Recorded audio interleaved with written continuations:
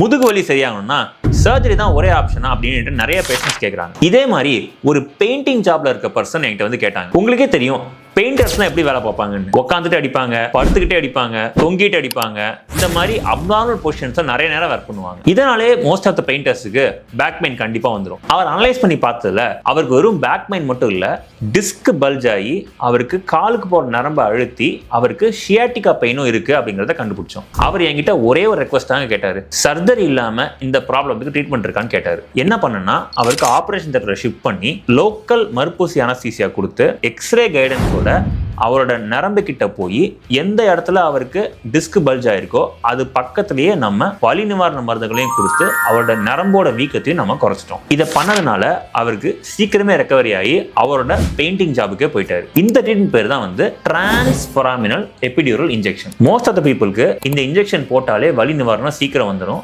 And அவங்க rehabilitation exercise நல்லா பண்ணிட்டு அவங்களோட நார்மல் டே டு டே ஆக்டிவிட்டிஸ்க்கு அவங்க சீக்கிரம் திரும்பிடலாம்.